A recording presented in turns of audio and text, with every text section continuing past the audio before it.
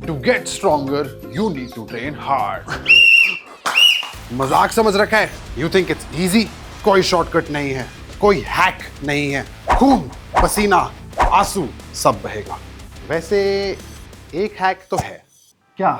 आओ बताता हूँ। What if I told you कि एक ऐसा ट्रेनिंग मेथड है जहां कम मेहनत के साथ आप किसी भी एक्सरसाइज में अपने रेप्स डबल कर सकते हैं इन जस्ट 30 डेज बिना किसी ट्रेडिशनल वर्कआउट के। No fatigue, no soreness, just clean, easy to do reps. Just clean, easy to do reps done in small bursts across the day. इस method का नाम है Grease the Groove और ये कैसे काम करता है, किन एक्सरसाइजेस के लिए बेस्ट है और आप अपनी ट्रेनिंग में इसको कैसे डाल सकते हैं, वो सब मैं आपको आज बताऊंगा। Let's get into it. Grease the Groove का फंडा बहुत सिंपल है। आपने अपनी मसल्स को फटीग नहीं होने देना और आपने मूवमेंट को इतनी बार दोहराना है कि आपकी बॉडी के लिए वो मूवमेंट एकदम एफर्टलेस बन जाए। बेसिकली आप अपने नर्वस सिस्टम को ट्रेन कर रहे हो। इस मेथड को पॉपुलराइज किया था पावेल सात्स, कोच पावेल ने। You are on the Soviet territory. If you don't know how, I'll teach you. If you don't want to, I'll make you. और कोच पावेल एक Russian strength and conditioning coach हैं जिनकी खासियत है kettlebell training और minimalist strength training. उन्होंने अपनी book the naked warrior में ग्रीज द ग्रूव को काफी डिटेल में डिस्कस किया है, where he mentions two main principles behind this style of training. पहला, train as often as possible while staying as fresh as possible. और दूसरा, strength is a skill, practice it like a skill, not like a body builder chasing fatigue. That's the foundation of grease the groove. आप अपनी muscles को exhaust करने की कोशिश नहीं कर रहे, बल्कि आप मूवमेंट को एज अ स्किल सीखने की कोशिश कर रहे हैं। You are not working out, you are just practising. तो अगर आपसे लगातार 10 पुशअप्स ही होते हैं तो ग्रीज द ग्रूव के मुताबिक आपको 3 या 4 पुशअप्स के ही 5-6 सेट्स मारने हैं। So only 30 to 40% of your maximum effort repeated through out the day. दिन में जब भी मौका मिले शुरू हो जाओ। सुबह उठे, फ्रेश हुए और नाश्ता करने से पहले एक सेट मार लिया, कॉलेज या काम पे जाने से पहले एक और सेट, फिर लंच ब्रेक से पहले एक सेट और, शाम को घर आके एक और सेट और रात को सोने से पहले एक और set. But the catch here is that every set should be easy, मतलब मजाक मजाक में लग जाना चाहिए। इससे ना आप थकेंगे, ना आपका फॉर्म बिगड़ेगा और ना अगले दिन आपको कोई खास सोरनेस होगी। And over a period of time आपका नर्वस सिस्टम उस मूवमेंट को इतना स्मूथ, इतना एफिशिएंट बना देगा कि आपके रेप्स अपने आप ही बढ़ जाएंगे। So it's not about training till failure जैसा कि हम जिम में करते हैं, it's about training frequently but without the fatigue. चलो थोड़ा डिटेल में समझते हैं कि इस टेक्निक के साथ आपके डेली और वीकली रेप और सेट टारगेट्स क्या होंगे। Step 1, pick a movement. Let's take pull-ups and push-ups for an example. Step 2, find your maximum reps. मान लेते हैं कि आपसे मैक्सिमम 5 पुल-अप्स और 20 पुश-अप्स होते हैं। स्टेप 3, अपने मैक्सिमम रेप्स का 30 to 40% कैलकुलेट करो, जो कि पुश-अप्स के केस में होगा बस 6 या 8 रेप्स और पुल-अप्स के केस में होगा बस 1 या maximum 2 wraps. And step 4, do 5 to 6 sets of these many reps every day for 4 weeks. But make sure कि आप हर हफ्ते अपने reps थोड़े थोड़े बढ़ा रहे हैं to accommodate for increase in strength. So here is how that would look for push-ups. पहले हफ्ते आप मारेंगे 5 to 6 sets of 8 reps every day. On an average मान लो you're doing 40 reps every day. Week 2 में 6 to 7 sets of 9 reps. यानी per day लगभग 50 to 60 reps. Week 3, 6 to 7 sets of 10 reps, यानी per day anywhere between 60 to 70 reps. And week 4 में 6 to 7 sets of 11 reps, यानी anywhere between 70 to 80 reps.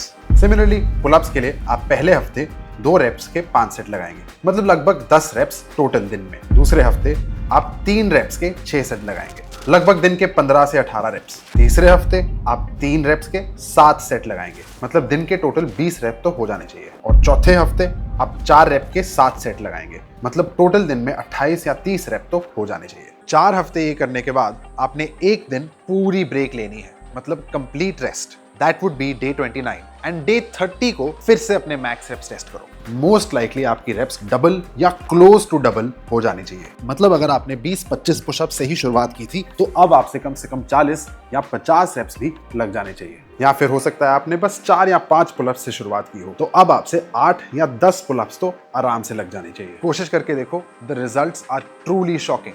It really does work like magic. लेकिन अगर आप इस technique को ढंग से इस्तेमाल करना चाहते हो तो आपको कुछ चीजों पे ध्यान देना पड़ेगा। Never train to failure. कम से कम 2 to 3 reps इन रिजर्व हमेशा होने चाहिए। बार बार कह रहा हूं, you should be fresh, this should be easy, it should be a cake walk. ज्यादा एंथू बनने की जरूरत नहीं है। जोश जोश में अपने आप को ज्यादा पुश नहीं करना।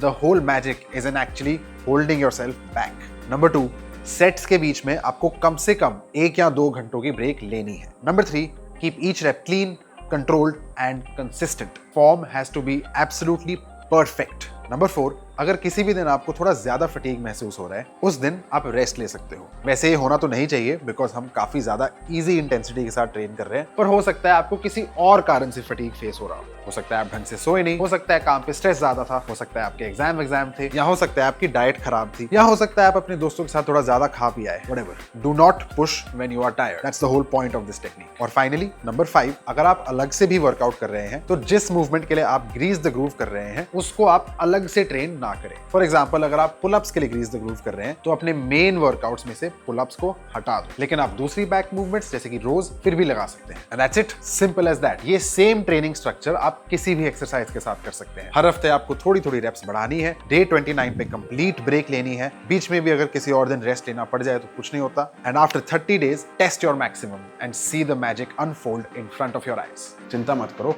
आपको ये सब गणित करने की जरूरत नहीं है। मैंने आपके लिए ये एक्सेल शीट नीचे डिस्क्रिप्शन में डाल दी है। जो भी एक्सरसाइज आप इंप्रूव करना चाहते हो आपको उसके मैक्सिमम रेप्स यहाँ पे डालने हैं। फॉर एग्जांपल मैंने 5 डाल दिए, तो आपका जो पूरा वीकली स्ट्रक्चर है जो आपने फॉलो करना है वो यहाँ पे ऑटोमेटिकली कैलकुलेट करके आ जाएगा। Just click the link in the description और आप इसे डाउनलोड कर सकते हो।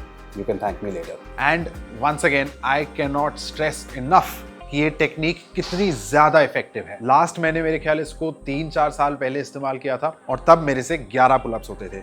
By the end of 30 days मैं 21 पुलअप्स कर रहा था। That was a big deal for me, क्योंकि मैंने आज तक 20 पुलअप्स नहीं करे थे। So it felt great. और 11 पुलअप्स पे मैं कई महीनों से अटका हुआ था। और ये टेक्निक आप सिर्फ पुशअप्स या पुलअप्स के साथ नहीं, दूसरे स्किल्स जैसे कि handstands, back lever, front lever, सबके साथ कर सकते हैं। इनफैक्ट एक टाइम पे तो मैं ये हैंड स्टैंड्स के लिए भी करता था। 2019 में जब मैं ऑफिस जाया करता था, जब मेरे कोवर्कर्स स्मोक ब्रेक लेते थे, मैं हैंड स्टैंड ब्रेक लेता था। नीचे बेसमेंट में जाके 3-4 किकअप्स मार के हैंड स्टैंड होल्ड करने की कोशिश करता था। ज्यादा अपने आप को फटीग नहीं करता था, बस 3-4 सेकंड होल्ड और फिर वापस काम पे लग जाओ। ये सस्टेनेबल तो नहीं था, लेकिन जो मैंने 2-3 हफ्ते ये किया, मेरे को मदद जरूर मिली। क्या मैं आपके लिए रेकमेंड करता हूँ? It depends on how crazy हुआ है। हाँ, एक चीज है, अगर आप इस टेक्निक को कैलिस्थेनिक स्किल्स के लिए यूज कर रहे हैं जैसे कि planche, front lever, back lever, hand stand, तो आपको थोड़ा सा इंडिविजुअलाइज करना पड़ेगा। But I won't get into that right now, किसी और वीडियो में इसके बारे में बात करूंगा। But for now, simple things like pushups, pullups, dips, spike pushups, उसके लिए ये परफेक्ट है। And that's it. होप आपको इस वीडियो से कुछ ना कुछ नया सीखने को मिला हो। Let me know in the comments if you have any doubts. Don't forget to like and subscribe. मिलते हैं अगली वीडियो में।